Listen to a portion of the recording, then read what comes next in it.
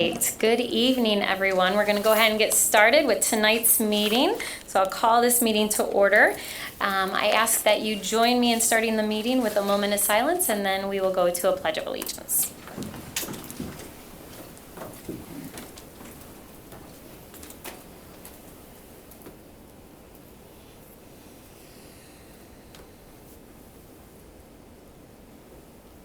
Thank you.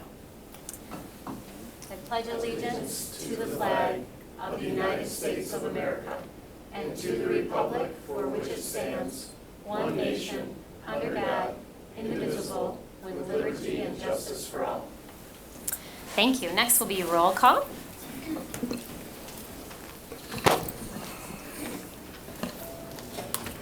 Commissioner Ripper. Here. Commissioner Aylen. Present. Commissioner Kelly. Present. Commissioner Jones. Here. Commissioner O'Connor. Present. Commissioner Lanier. Present. Mayor Bliss. Yes. And I should formally welcome our new city clerk to the table. We did a swearing in and oath of office earlier tonight at 6:30. But welcome, Joel, to our table. Thank you. Yeah. All right, so next we will get to our first opportunity for public comment tonight. So there are multiple opportunities for public comment tonight. We have the first one, which is if you're here to speak about something specifically that we're voting on tonight. So on your agenda, you'll see a whole list of items that we talked about earlier today in one of our standing committee meetings.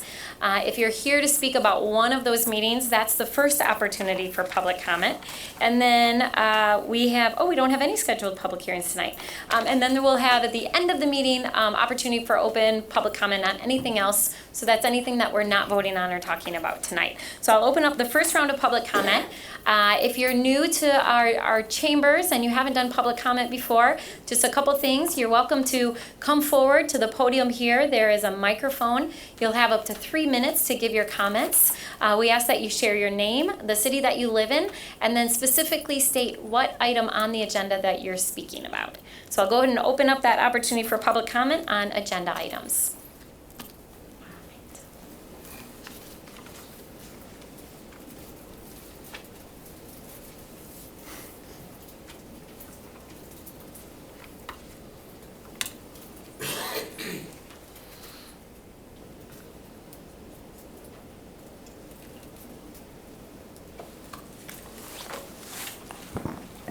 Good evening, fellow citizens. This is the House of the People, Watchdog Miller reporting. On the oath of office, I didn't see any, didn't catch any, what was actually involved in it, so there's no text on that, on the oath of office. Lots of ceremony, GRPS does ceremony, but what actually is involved? I haven't hit many of these swearing-in ceremonies, but I was. What is the actual text involved? What are that? It should be the Michigan Constitution for sure, I think. Next, welcome, Sir Clerk. On 7-2, full trade debacle. Also, the Lion of Minster document was admitted in the last minutes, and which is. And next on the 7-4, Michigan Street Corridor, you stole the Noble Route 19 from Oakdale Hall. It's been down 60% from 2 years ago when it was running Oakdale Hall, which we'll see later on, which is going to involve some expenses of yours in paving lots down there. Next, Sir Clerk, under 9B1, a whole list of items with no dollar figures. All we like is rounded off by Ks, by thousands, up or down at your pleasure, but we'd like to get a handle of how much money involved in all these items. So 9B1, 2, 3, 7, 8, 11, and then we go over to C3, 5, 6, 7, no dollar figures. On 6, 65th anniversary of community relations. I liked it when it was called civil rights, but anyway, why wasn't Watchdog Miller requested to speak? I give lively presentations. So inviting somebody from out of town, to coming up with the actual situation we're dealing with here. On C, let's see, C2, and I brought this up earlier, the 19 is running Michigan.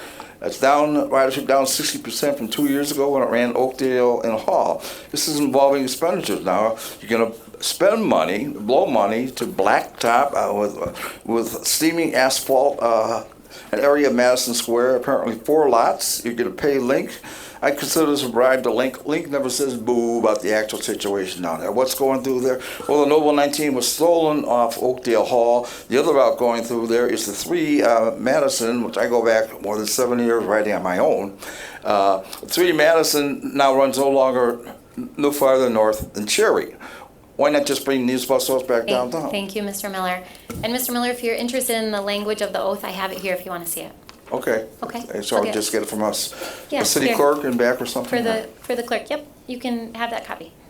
Thank you ever so much. Yeah, thank you. All right, anyone else who wishes to be heard tonight? All right, I'm gonna go ahead and close that public comment period, and that will take us to the approval of the minutes. Can I get a motion? So moved. All right, so these are the minutes from April 10th. Any comments, corrections? All right, seeing none, I'll call the question. All those in favor say aye. Aye. Those opposed? It carries. All right, next that will take us to petitions and communications, and we have 4 items tonight. Number 1. Number 1, anonymous communication received regarding affordable housing, police community relations, immigration, and various other topics received and filed. That is received and filed. That's okay.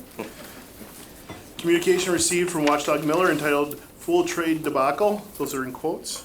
All right, and that is received and filed. Communications received from Heather Gritt regarding her resignation from the North Quarter Corridor Improvement District. That will be referred to our committee on appointments. And communication from Susan Oyer regarding her resignation from the Michigan Street Corridor Improvement District Board. And that will also be referred to our committee on appointments. All right, next are reports of city officers, and we have 2 items tonight. Treasurer's report for the period of March 30, 2018 through April 12, 2018. That is received and filed. And Comptroller's report for the period of April 4, 2018 through April 17, 2018 in the amount of $13,027,853.02. And that is also received and filed. Next, that will take us to our consent agenda. So our consent agenda are items that we discussed earlier today in one of our standing meetings, and where when we voted on them, they were supported unanimously. So those go on the consent agenda, and then tonight with one voice vote, we will adopt those items. So can I get a motion for consent agenda? I would move to approve the consent agenda with the exception of fiscal committee item 1. Okay. So we are going to pull off item 1. Item 2 is tabled. So just 1? Yes, ma'am. Okay, so we'll pull off 1 and we'll move that out of consent. Commissioners, any questions or comments? Nope. You need a second? Pardon? Support. Yeah. Did he need a second? Our city attorney wants to weigh in here. So Commissioner O'Connor wants to pull fiscal committee item 1 off of consent. So you made a motion to approve with that excluded? Yes, to approve the consent agenda. With that It's acceptable. excluded. Approve the fiscal, but okay. We can, right, not under consent. So we'll talk about that after we approve the consent agenda. All right? Any other questions, comments, changes? All right, all those in favor say aye. Aye. Those opposed?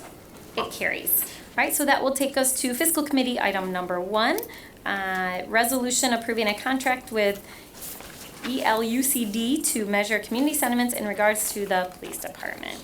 Can I get a motion? So moved. Support. All right, I think I'll turn to our fiscal committee members. And I know this was also talked about in public safety, so maybe our fiscal, Commissioner Jones, do you want to talk about this? Since Commissioner Jones serves on both, I think he's Yeah, the why best don't we person to have speak to Commissioner this. Jones speak to this? I don't know if there's someone from the police department here as well, but Commissioner Jones, you want to speak to this and fill us in on the conversation? Feel free to share information from both public safety where it was reviewed as well as this morning in fiscal. Sure. This is Elucid. ELUCD is a company that provides actionable recurring data measuring community sentiment that is currently being used citywide by the New York City Police Department, and they're preparing to roll out an initiative with the LA Police Department and other cities as well. Goals of this initiative would include improving police department's operational performance by using actionable community sentiment metrics, understanding relationships between community sentiment, crime, and enforcement activity, improve police-community relations by identifying and sharing best practices and strategies, tactics, or processes across the city or between cities, and determine feasibility of using sentiment data and relevant accountability processes. We discussed this in public safety, and in fact, there was a representative from Elucid who came and provided an overview, and we then gave Deputy Chief Kittle the green light to go and have further conversations with Elucid, and he came on this morning to fiscal, recommending support or asking for support for a contract with Elucid. So that's where and on this morning, we discussed it and approved it 3-0. All right, thank you, Commissioner. Yep. I'll ask fiscal, anyone else from fiscal want to weigh in, and then I'll open up. Go ahead. I would point out that there was actually 2 items on the fiscal this morning that were brought by the police department. The second one was tabled. There were some questions about there was a communications contract with a PR and a marketing firm. That was tabled. There was some conversation about Elucid, and I know that from my perspective, I had some questions when I first saw it, but each of us gets to appoint somebody to the Public Safety Committee, so I called my appointment, who's Reverend James Jones, and he said they had a pretty robust discussion, and he felt that he was supportive of it. So since he's my appointment, that's my reason for supporting it. Great, thanks. Yeah, I mean, I was hesitant when I first read it as well, because, you know, I want to be careful that we don't nickel and dime this money, and let's make a decision about how to spend it. And so then, after that discussion this morning, that's why I voted. All right, thank you. All right, Commissioners, other questions? Commissioner O'Connor? Yeah, and so I serve on public safety, and so I was available for the presentation from Euclid, which I thought was a great presentation. I'm really intrigued about the prospect of their services. I was a little surprised when I saw it on fiscal as having so quickly moved forward. You know, I think from my perspective, I'm still a little frustrated in the sense that we set $1 million aside for the next 5 years, and I think one of the caveats when that first came up was that we were going to have an actual discussion about the potential hiring of community police officers. And so we continue to spend money from this reserve, and we have not had an earnest discussion about the merits of hiring community police officers. And I know that the group that is the Policy and Review Task Force has talked at length about community policing, and I feel like we just keep spending money out of this reserve, and you know, I wonder, is there an accounting of how much we've already allocated from that first $1 million? I know between the Boombox Creative that's on there, as well as the Elucid thing, that totals $230,000. That's a quarter of the dollars in one potential transaction here. Could have been one transaction today. And so if we don't talk about community policing soon, I'm a no on everything as it relates to any money coming out of that fund until we talk about community policing. My understanding is that we will be having that conversation. City Manager, do you want to weigh in on that? I know you've been having conversations. We're moving into budget. I know that's part of the budget discussion. Yeah, in fact, we are, and we talked about that a little bit today, and we've been working with Anita, who is helping guide the work of the Police Policy and Procedures Review Task Force to get the community policing idea in front of the task force. We think that could happen in May. And we'll see what happens at that meeting, and we'll bring it back here absolutely as soon as they've made their recommendation. So, but it seems like a good process to work through that process and have that group who has bonded and worked well together to make a recommendation. So, be helpful. Commissioner? Or I'll go Commissioner Lanier and then Commissioner Kelly. Well, I agree with Commissioner O'Connor with the statement about how quickly it did come before the commission.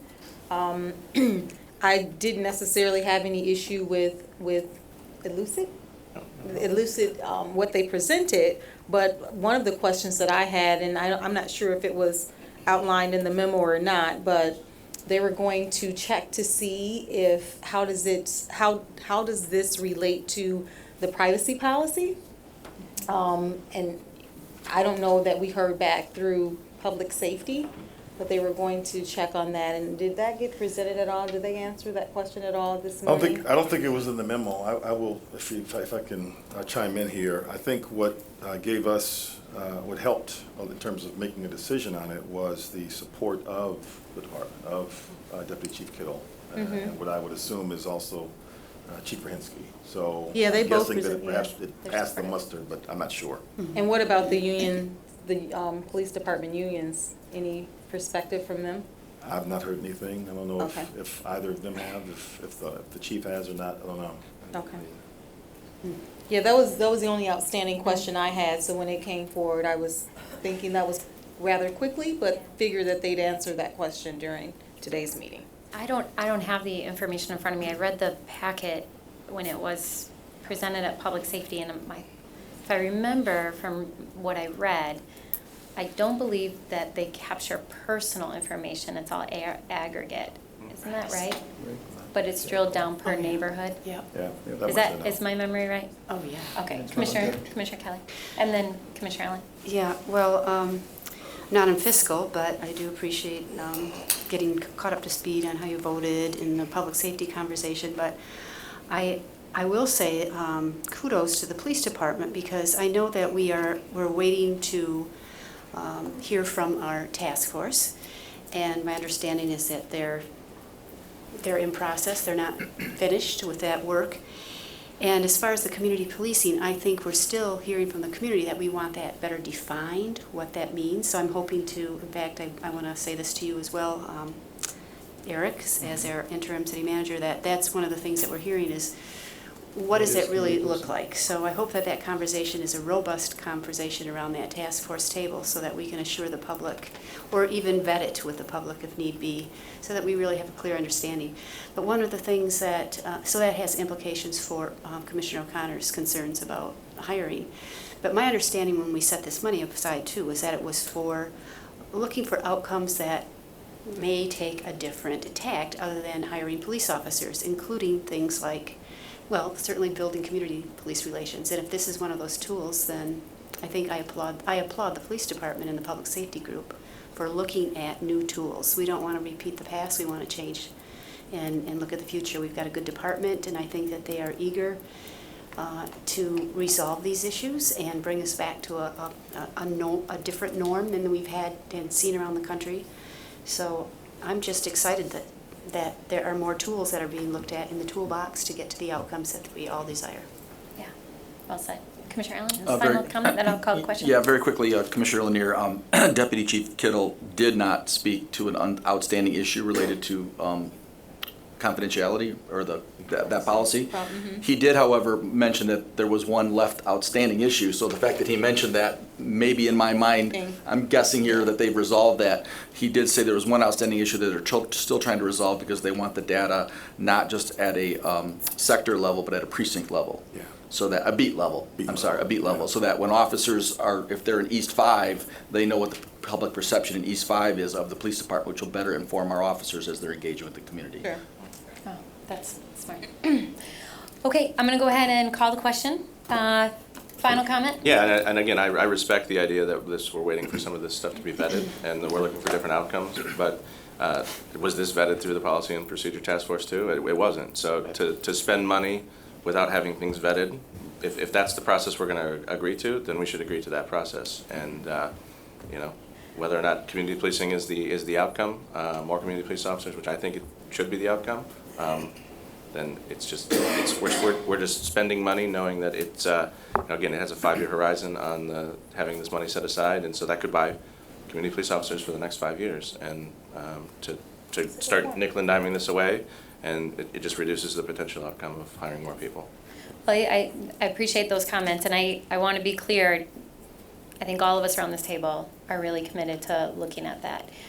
But we should also be clear that the task force is one body and the public safety body is another. And I remember when this idea was brought forward, it was decided that it was most appropriate to go to public safety. So I don't want to minimize the public safety committee, their value or their role either. Well, and I asked for a discussion about community policing at public safety the first day I got appointed to it at the beginning of this year, and we've been 4 months, and we haven't talked about it, so.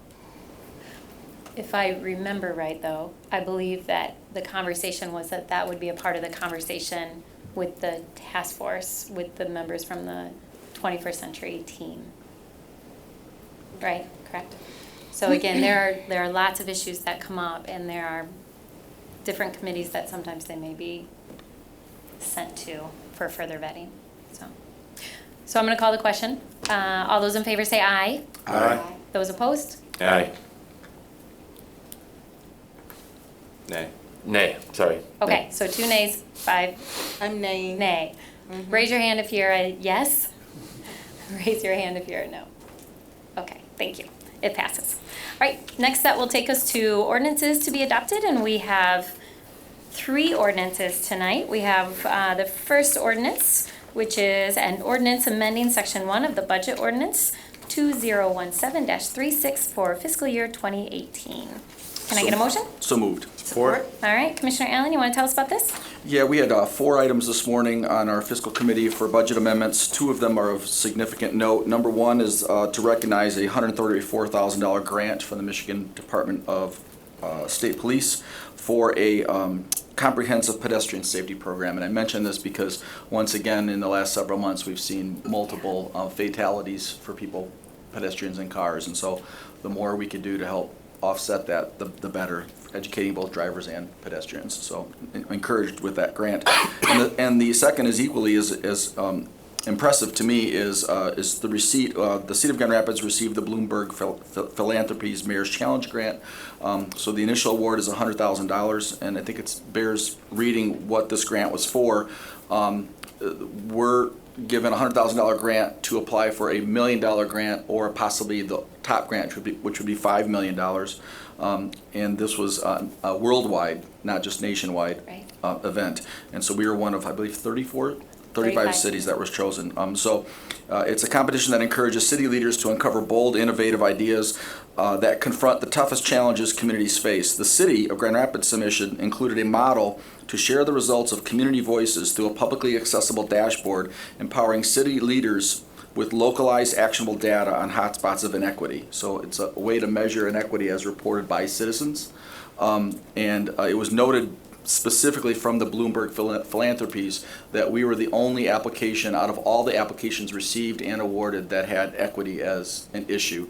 And they said that if you can solve this issue, or if this works, it has possibly worldwide replication. So it was quite a feat from the city team that put that together. So those are the 2 most notable issues. There was no change to the contingency ballot. Thank you. Thank you, Commissioner. And some of you attended some of the community meetings, really throwing out ideas and thinking through the Mayor's Challenge. And then we had a really awesome internal team that worked on that, as well as a number of community members. So really appreciate everyone who gave time to really think through some ideas to submit. So thanks. All right, this is a roll call vote tonight. Allen? Yes. Kelly? Oh, sorry. Yes. Commissioner Jones? Yes. Commissioner Lanier? Yes. Commissioner O'Connor? Yes. Commissioner Repart? Yes. Mayor Bliss? Yes. And can I get a motion to give this immediate effect? So moved. Support. All those in favor say aye. Aye. Those opposed? It carries. All right, next that will take us to an ordinance amending the Heritage Hill Historic District Statement of Significance and Period of Significance. So moved. Support. All right, Commissioner Kelly, you want to tell us about this? Yes, I will, and I see that Rhonda Baker's here. I don't know if you want to speak, but I'll briefly describe this. This ordinance will help us, will adopt changes to the Heritage Hill Historic District's Statement of Significance and Period of Significance. The project and subsequent reports do not alter our existing historic district boundaries, but instead make alterations and updates to the existing historic district reports in the following categories. There are 3: historical context, statement of significance, and period of significance. The status of modern era buildings in particular. What it really does is it extends the period of significance to 1968, when we started to see a lot of changes in the district because of automobiles. So is that adequate? Good summary. All We right. we have a thumbs up. All right, good. All right, Commissioners, any questions or comments? All right, this is also a roll call vote tonight. Commissioner Kelly, Yes? Commissioner Jones, Yes. Commissioner Lanier, Yes. Commissioner O'Connor, Yes. Commissioner Repart, Yes.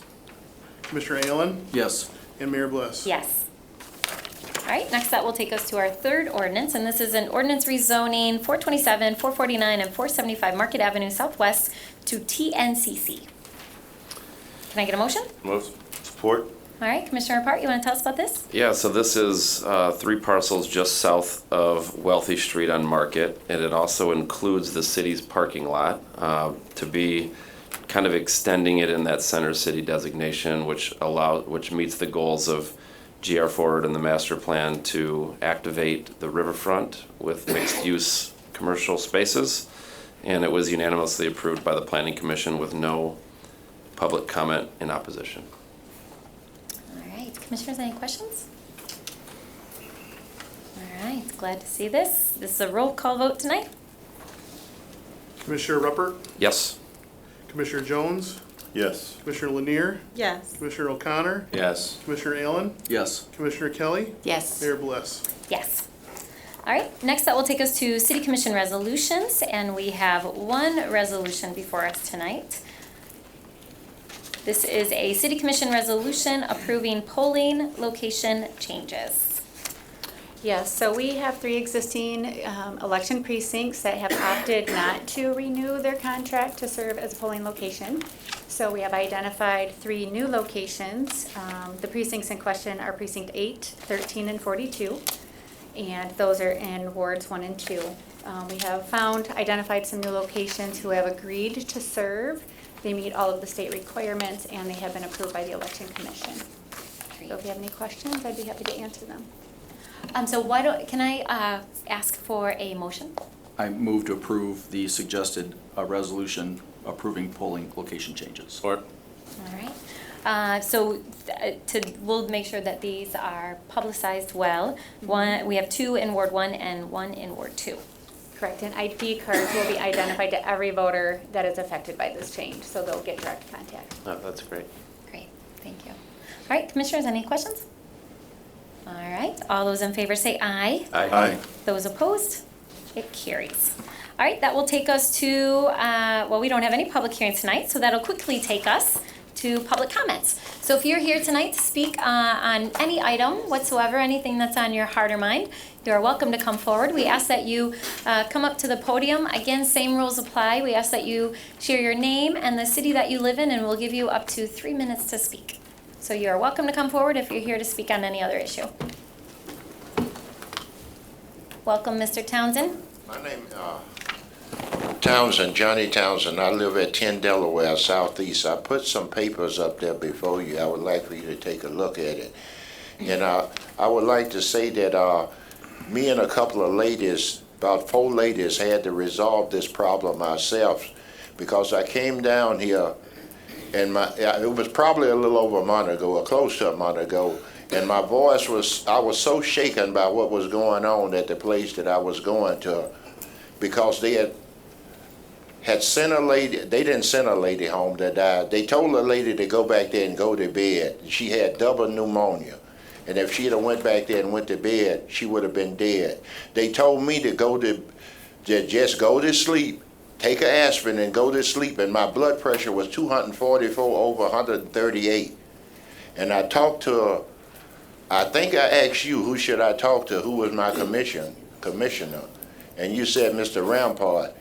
I left messages and everything, and I never did even get a phone call back from him. He told me that he would tell me to talk to somebody. He would give me a name of somebody, and I called the secretary and asked her to give him a message that I'd like to talk to that person. And I don't know how long ago that was, but I also called disability advocates, and they told me it wasn't nothing that they could do, that I had to see the city attorney if I thought the prosecuting attorney, if I thought somebody was going to be killed or something like that. What am I going to see the prosecuting attorney for and say somebody is almost dead? That wasn't going to do me any good. But we got that resolved, but I got no help whatsoever from in here. Me and these 4 ladies that was desperate had to get this resolved by ourselves. I would really appreciate it if you officials could do a little more to help us when we come down here with a complaint like that there. This was something like people's lives at stake. And I want to get something else in right quick too, because I got a thing up there about a boiler being broke. This boiler went out late, about 1:30 Saturday morning, and it stayed out. Nobody came to try to repair it or nothing. I had to get some of the senior citizens there.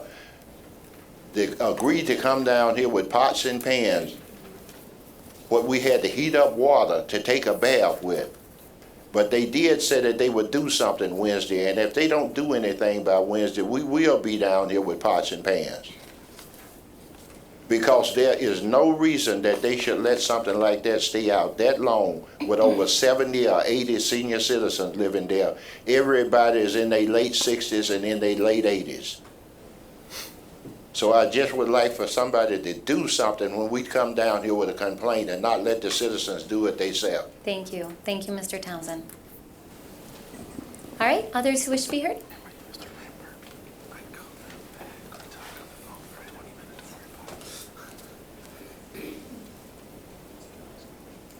Hello, my name is Martha Cooper, Grand Rapids, Michigan. Well, I have been coming down to speak on behalf of people that are still waiting for low-income housing in our city. I must say that I've been quite disappointed in the low-income housing committee and what it's proposed, that we really haven't moved very much forward. I've also pestered you about public money going into developments that are not producing any low-income or affordable housing. While it's very obvious that this has been going on for a long time, the low-income citizens are being pushed out by the rising rents. We know that there are crisis situations where elderly, disabled, or working families, I've spoken with many people in the community. There's a gentleman, he's got his degree and he's working, but he's got his student loans to support too, so he can't afford housing. And you wouldn't look at him and think that he was one of those folks in trouble. So there's varying degrees of trouble. But at any rate, I have been watching what's going on, and I read the news. So I saw just before I left a story in the paper. Actually, it was on MLive.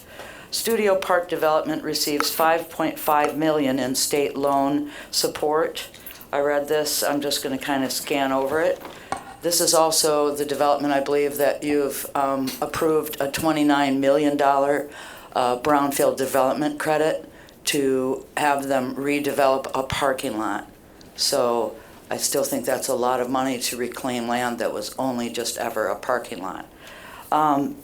So this Michigan Board of Strategic Fund agreed to provide a $5.5 million performance-based loan from the state's Michigan Community Revitalization Program. So I'm thinking, what community is there that they're revitalizing? And I'm thinking, the only one that's there now are subsidized places or Mel Trotter. How many people have to live in an area? And if those people are the ones that are going to benefit from the $5.5 million coming out of the Michigan Community Revitalization Program, I guess I could see that. But those particular people in that community are not going to be able to really go to the movies, get a job there, and especially have housing there, because that is high-income housing. All of this is public money. It amounts to about $35 million. Down here at the bottom, it says something about the principal said in a text message that the state's participation stood as the final hurdle. Well, they've already broken ground, so it seemed like final hurdles had been taken care of. This came out in today's MLive. It says here that the development would not go forward as planned if it weren't for the state's participation. So if it's just produced today, they've already broken ground. It seemed to me like the thing was going forward. I also noticed that they call things a certain thing, gap financing. Thank you. All right, others who wish to be heard?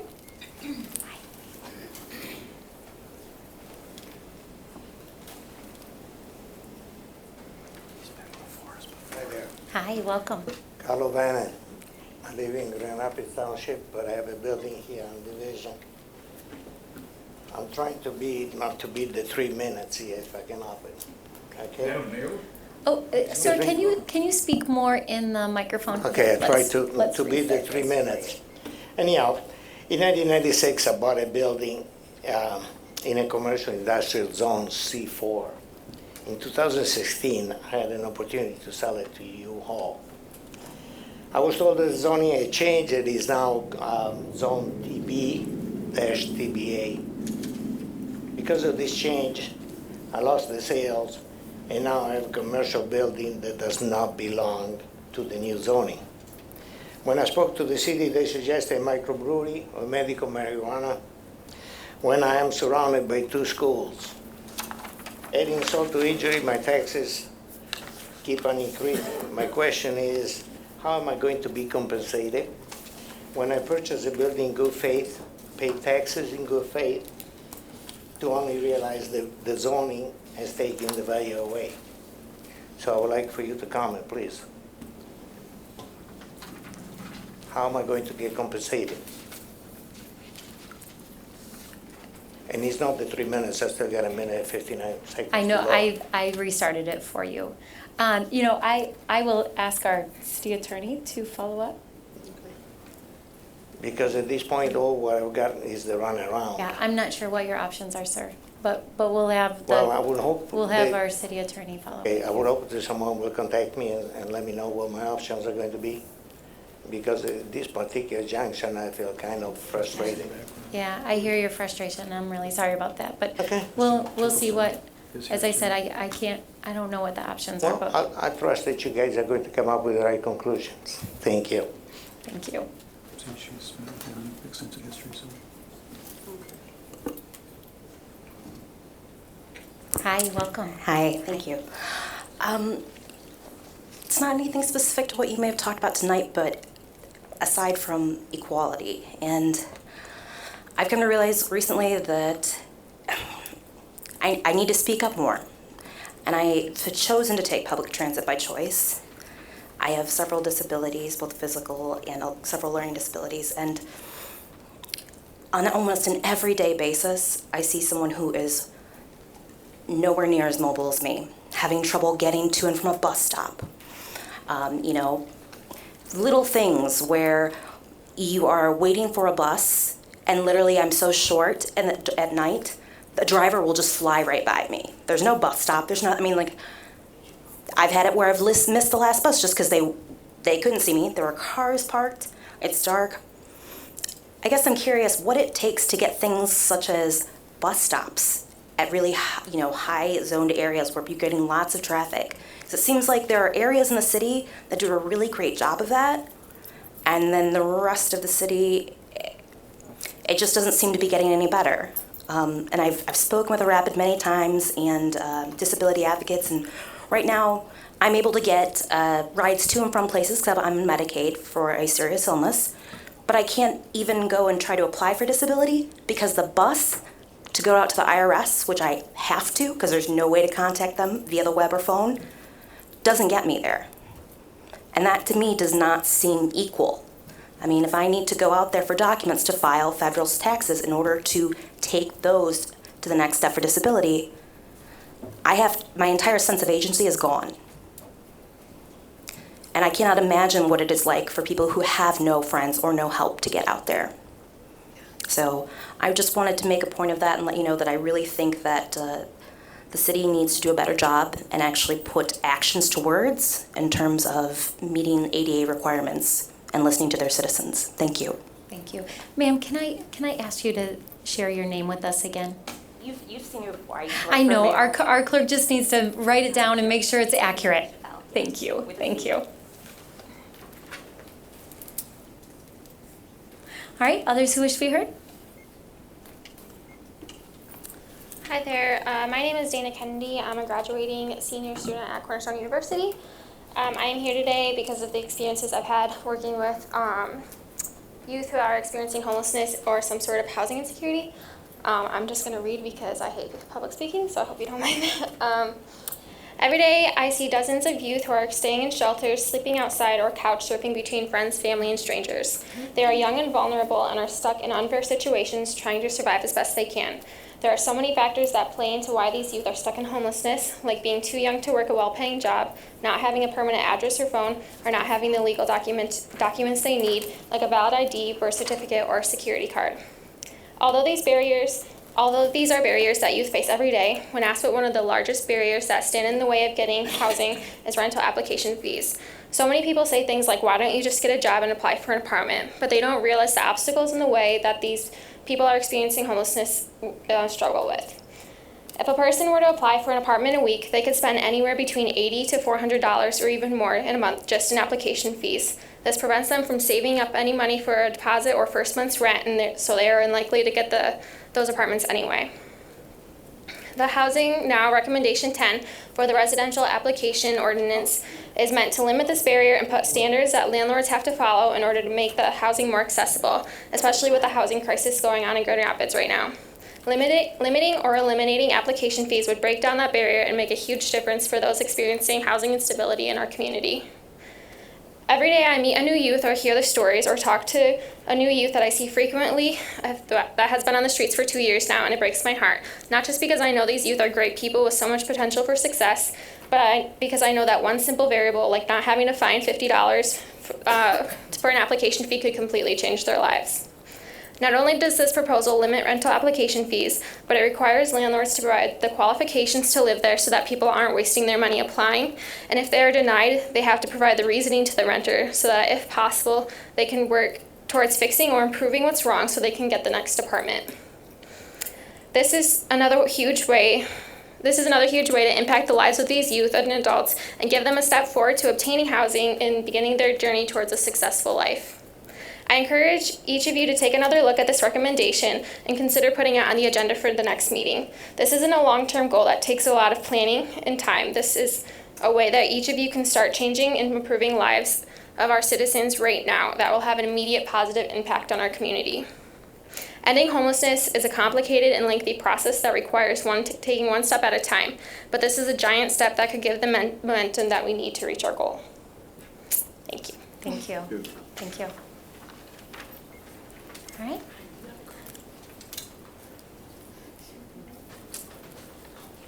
Hello, Russell Olmsted, Westside, Grand Rapids.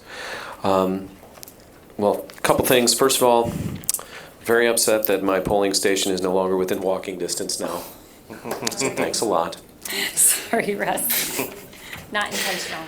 But seriously, on the other reason why I wanted to come up and talk was just a point of clarity as far as the discussion, which was awesome. I love seeing those types of discussions back and forth with you in the evening segment of these meetings about the fiscal resolution number 1. As far as everything that I've paid attention to is proposals being brought forth that the budget set aside for the community police relations budget. The only ones that I've seen brought up have been brought up and approved by the police. So although it may not be community policing, we've seen a proposal for policing at the speed of trust. We've seen a proposal for Milo training programs. We've seen a proposal for, what was the other one? Well, the two for today that were on the agenda were also both brought by the police. So the one that I know of from the community so far is cure violence, but maybe there have been others that I've missed, but I just want to keep that in perspective as well. Yes, we do need to keep the interest of the police in this, but a portion of community police relations also needs to be obviously centered in the community. And so far, most of those budget proposals that have been brought forth from the police. So we need to also keep that in mind. So thank you. Thank you, Russ. All right, others who wish to be heard? Hello, my name is Miss Mary. I'm from Grand Rapids, Michigan. I'm here to represent the youth and also to discuss about the Multicultural Festival. We want to propose for August 11th at Rosa Parks Circle. Right here I have information from the Grand Rapids Special Events permit application. You all can see that in a minute. Also I have the expenses and some of our initiatives regarding how to resolve conflict resolution peaceably. That's going to be part of the fest also. And also, okay, so I'm going to give you this here. Hold on a second.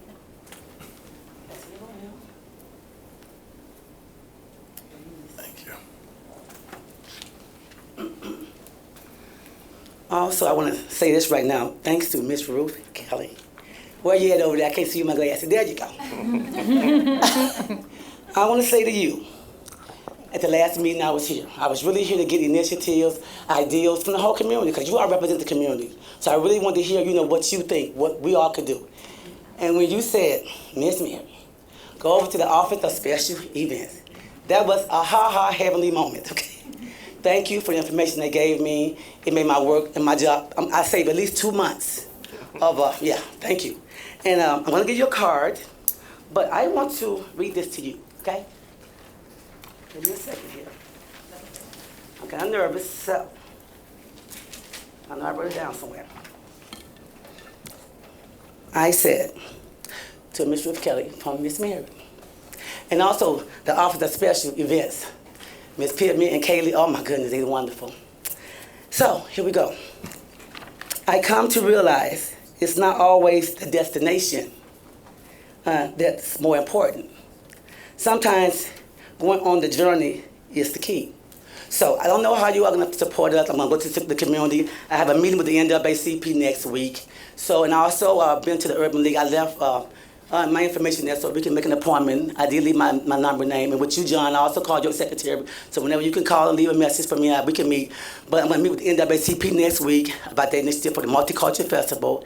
And also, because of you, Miss Ruth, we have a theme song. The things that, yes, you and the Office of Special Events. Yes, Miss, who would have knew, right? The thing is called, the theme song is called The Things We Do by Yolanda Adams, and it's on the Mountain House Valley Low CD. Album, have the old people album, right? CD album, whatever. But it's I can't say anything in all these 3 minutes, but that's the gist of what I'm saying. I'm still meeting with the community. We do have one grant, well, we're going to get a grant from the city, but it's like a targeted area grant, so it won't really cover both the parks. But we'll discuss, if we can meet, we can discuss the rest. But my upcoming meeting is the NAACP. Thank you. Some of it, well, I want everybody to look at it first, and Miss Kelly going to keep most of it. We'll make sure we give it back to you. Yeah, Miss Kelly going to keep most some of it, yeah. Okay, once I get great. It back, I get it back to her. Thank you all. Thank you. All right, others who wish to be heard? Mr. Miller, you coming up?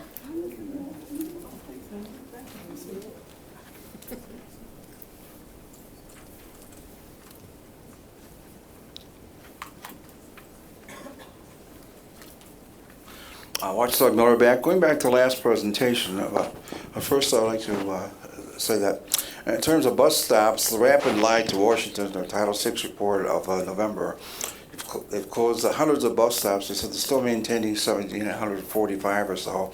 This is clearly a lie. Bus stops have been limited all over the place. Her specific concern will be addressed by reuniting the Route 7 in West Leonard, your Skyjack 7, America's dumbest bus route, orbiting downtown on Freeway 131. Find us a dumber bus route, and the 15, which she wanted. In terms of the studio project, that was originally Union Depot. There was a 6-track train canopy there for the station at Union Depot, put up about 1888, winding slowly around across Fulton over the so-called Blue Bridge, the Yarra Bridge, 2 tracks. And for the south, it was 19 tracks, or 38 rails running north and south in that area. So more than a parking lot is involved. What was below there before was a huge railroad yard, a vast railroad yard. In terms of my skepticism on Madison Square, why are they demanding? Why would you pay them money for parking lots there? If you bring the 19 back from Michigan, which ran Oakdale and Hill and Hall, ridership still down 60% from 2 years ago, stolen off Oakdale Hall. The Route 3, which I go back 71 years riding on my own, the Madison, that does not come any farther north than Cherry Street. So it gets worse all the time. Please bring these routes. None of these routes come downtown here to City Hall anymore. It's a vast scandal. Then going further down, you've got D2 on the agenda. Granville Avenue is still offended by your founders taking over Granville Avenue, where drunks have priority, where drunks have right away towards your noble transit riders, environmentalists, senior citizens, veterans. A couple examples where people just spoke before me. Why are you going to block off all of Granville for that fest in June? Very crude. It causes chaos. Next, going back to, I disagree a bit with Mrs. Barbara Bush. Her take on the '92 election. They lost because we don't have double round elections here, as they do in most advanced countries. The total amass of conservative votes, Bush, Quayle, and Ross Perot far exceeded Clinton's. Bill Clinton never won the popular vote. He lost in '92 and '96. In terms of who should be the first lady of the heroic generation, I say every single Gold Star mother, including the mother of the five fighting Sullivans in Iowa. Thank you, Mr. Miller. Appreciate it. Thank you. All right, anyone else who likes to be heard?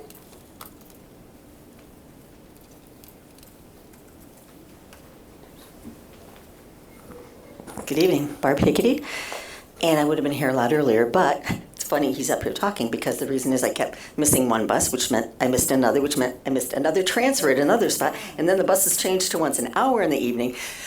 So somebody gave me a ride here finally after a soccer game. I felt it was important to be here tonight for two reasons. One, to thank you, Mr. Jones. I didn't make it here last month for the big meeting, but I heard wonderful things about how you were supporting, you were thinking, you were making really good sense for the neighborhood organization stuff. And the other, to show my face again to the rest of you who made bad decisions about what to do on the west side with the rezoning attempts. I'm still homeless, my backpack still goes everywhere with me, that's why I bring it with you, to show you. Our house is taken from us, you know that. It's been years that we fought for it. I will never have a decent life again, as far as what's considered normal. You know, I got a decent life because I got God, and He is great. And we're going to have a miracle there on the west side. But I want you to see my face. And when you make your decisions about the zoning, what's going to happen, you better think. And I suggest clearly, you better pray. Especially you, Kurt. You did a lot of damage, in my opinion. And what you've done, and with the deceit of, the Other Way Ministries, which used to be an awesome organization when Reverend Tremont took care of it in the beginning. Thank you very much. Thank you, Ms. Hickety. All right, others who wish to be heard? Okay, seeing none, I'm going to close that opportunity for public comment. I'm going to turn to my colleagues up here, and I'm going to start down here with the eloquent, thoughtful Commissioner Jones. That's funny. Thank you, Mayor. I want to say thanks to all who came out this evening, those who spoke as well as those who didn't. I want to thank you for your presence. Also want to suggest that, yes, I think this evening was beneficial in that we had the opportunity to discuss an item, as we did, regarding Elucid. And I think to my colleague, Commissioner O'Connor's suggestion, I am more than willing and ready to have a more robust discussion about community policing. I think what that entails, though, is probably we need to prepare to have a very difficult conversation, and a conversation that's going to probably be rather uncomfortable. And I also think that with regards to the ongoing discussion around the hiring of more community police officers, I will say that I don't have a lot of confidence in putting our officers in a setting or an environment that is not the best for them in terms of their well-being. I think that as we look at the whole idea of hiring additional community police officers, or just hiring officers as a whole, I think unless we have substantive changes to the policies and procedures, or at least a good hard look at policies and procedures, and perhaps a rather across-the-board commitment to de-escalation, I don't think it's wise for us to go the route of having more officers who are operating in the current system. I think it's incumbent upon us to be very thoughtful about what's in their best interest as well as what's in the best interest of our community. And I think that we're living in a day and age where it's just not healthy right now. And I don't say that to suggest that we need to just sit on our hands, but I don't see a whole lot of wisdom in just hiring folks for the sake of hiring folks. And I understand, I think, both sides in all of this. I know that I myself personally have heard from officers and heard from those in leadership, and I can appreciate every position that folks are taking in terms of why we should hire more officers. I've heard loud and clear from certain parts of the community in terms of the desire not to have more officers hired. And I think, again, to my colleague's point, I think that it would be wise for us to have a discussion. And I think that we should just talk about all aspects of policing, both what we expect in terms of future policing, as well as what policing has been historically and what it is even today. So, and also while I'm at it, I want to give a shout out and kudos to our police department in particular for how they handled the situation recently in the city, where there was a gentleman who was riding a moped who I think it was described as suicide by police was his plan. And he had an airsoft gun that he apparently shot at officers, and they chose to not retaliate. They chose to step back and to reassess. And it worked out to where he ended up crashing and he was arrested. But I think that speaks to the type of policing that I think we could all support, including members of the community, those in particular from communities that have been historically marginalized, communities of color. I think that is a wonderful example of the power that is there in terms of a changed police force. So I want to give, again, shout out to all the officers who were involved there, as well as, I know I mentioned it at our last meeting, there was a shooting in town, and the gentleman was very, very popular. He was shot in his driveway. And I know I've gotten ongoing reports about a number of people congregating in the neighborhood. And again, to their credit, the police have been just very, very thoughtful in terms of allowing folks to grieve and not acting very aggressively in those settings. So again, I want to give credit where credit is due. So, Thanks, Commissioner. Yep. Two excellent examples of great police work. Yep. Thanks.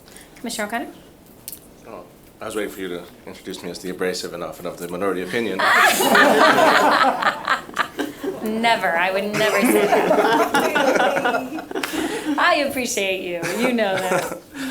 And I appreciate the comments of my colleague, and I'll reserve the debate for the non-public comment setting. But I'm looking forward to talking about it further. And I appreciate the work that's being done to continue to look at our policies and procedures, and the fortitude at which not only this body, this community, this city, this police department has taken these challenges on, with full faith, I think. And I'm confident that there's going to be some changes in the way in which we conduct our business, and I think there's going to be changes in outcomes. But I certainly think community policing is a big part of that. So with that being said, have a good evening. Thank you, Commissioner. Just want to thank everyone for coming out tonight and for the comments that were made this evening, and to welcome Joel to the city of Grand Rapids. Welcome aboard, and please, whatever you do, don't get used to this. Meetings ending in an hour. Just want you to know that. Right. That's true. The night is young. Thank you, Commissioner. Commissioner Kelly. Thank you, Mayor, and I too want to thank everybody for coming out tonight. Just want to underscore our appreciation for our police department and the changes that we've already made and that we will be making, and hopefully that the community and the police department understand this is not an us and them, this is all of us together situation. We are trying to, and I think it's important as we consider all these that we do recognize, as Commissioner Jones did tonight, those opportunities when our police officers have, as they often do, used tremendous restraint. Again, we are not under any kind of a consent decree. We are being extremely proactive. It's still very difficult. I know how I felt when I was in the teaching profession, when teachers would be talked about, and I would sometimes feel defensive and other times feel like, yeah, we've got problems that we need to solve. And so it's a matter of maintaining that attitude, all of us, and listening to each other. But I do think that we need to focus on outcomes and figure out how to reach some of these outcomes that will make this community safer for everyone, our police officers, our residents, because we are in an environment which is unusual, I think, in the last few years, where we've had these issues come to us and they're complex and they're complicated. And I feel for one of our commissioners who is very much supportive of our police department, has a son in the police department, but certainly also has, for many, many years, lived in a neighborhood very intentionally and done intentional work to help create community that is safe for everybody. So I understand the angst around this, and I also appreciate the fact that we're debating it very much. So thank you, community, for debating it, for bringing these issues to our attention, and thank you, Commission, for debating it. It's important work. Thank you. And tonight I'm going to go to Commissioner Repart first, and I'll end with Commissioner Allen. Yeah. So also want to welcome Joel, and want to acknowledge my first morning to evening flip vote. And so to Commissioner Jones and Allen, I was hesitant going into this morning that was kind of confirmed tonight. And I think that what's really important to me is that we agree on the outcomes we want to achieve. And I haven't been a part of that discussion from this seat yet. So I look forward to a fuller conversation, as Commissioner O'Connor brought up, but also to Russell's point, wanting to make sure that these ideas that we're passing are vetted by the community, and some of them initiated by the community. So I think that we have a great opportunity to get to those agreement on those outcomes, even though some of us may take different paths to get there. I also want to make mention that we are ready to rock and roll with public agencies, so look forward for the meetings coming up in May.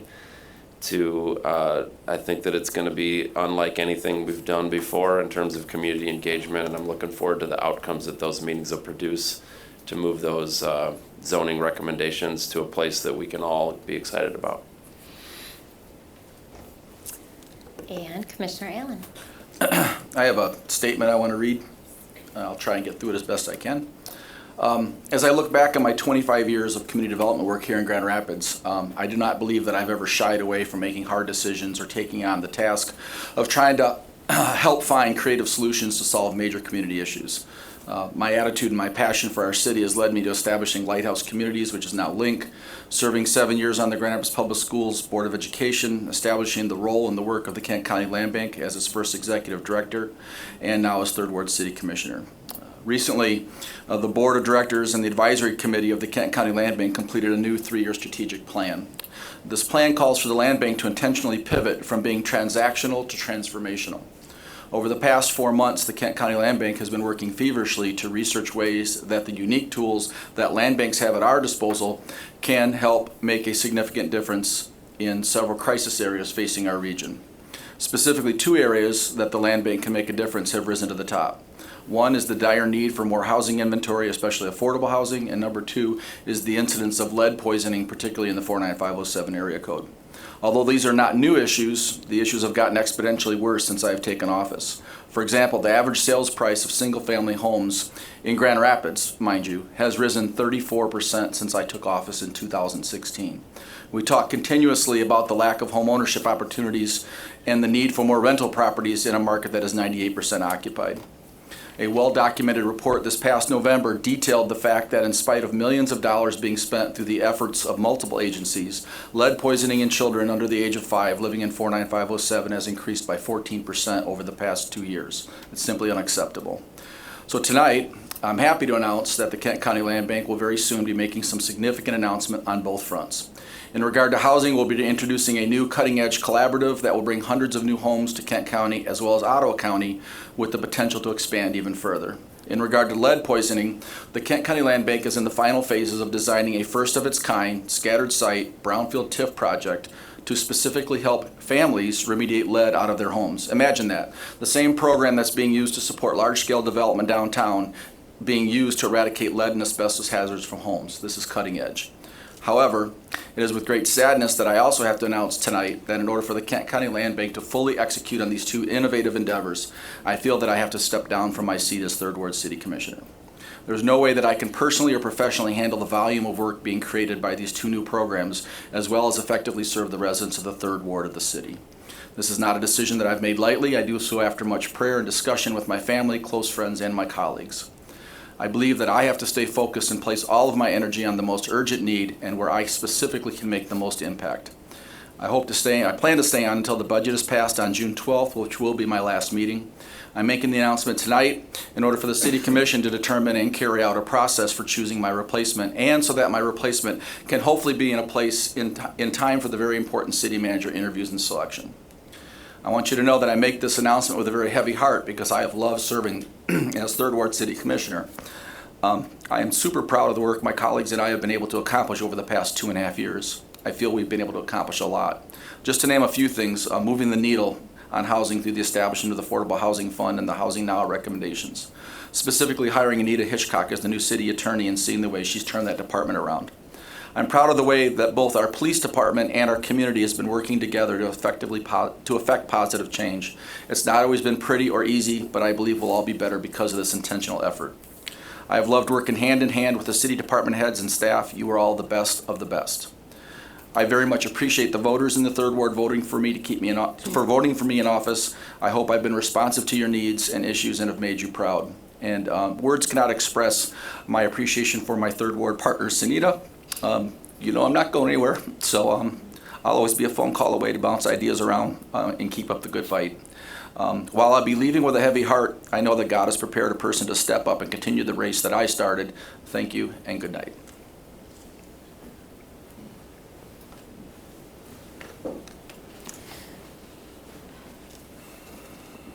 You have to stand up. I know. So colleagues, what I would like to do is take a little time and first I want to say thank you to Commissioner Allen for his dedication and service, all of the work. He's been a great colleague for all of us and a really valued member of this body, and we are going to miss him.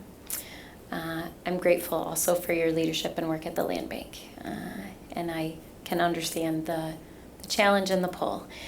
And so what I would like to do, colleagues, is not have a conversation tonight about next steps.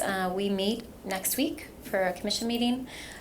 This week, what I would like to do is get together with Commissioner Lanier and have a conversation about recommendations for next steps, and then present that and discuss it next week at Committee of the Whole. And then at that time, we can decide how to proceed. And as Commissioner Allen said, hopefully we'll be able to move through this process and have somebody selected by the time that he finishes up after we pass the budget and before we move into city manager interviews. Just so you know, Mayor, I will not be at the next meeting. I'm in Lansing at the MISHTA conference speaking. Yeah, so thank you for that reminder. So commissioners, with that, I'll turn to see if there's any final thoughts from our city attorney or city manager. No, nothing. Okay, all right. Welcome. Thank you. Again. And with that, we are adjourned.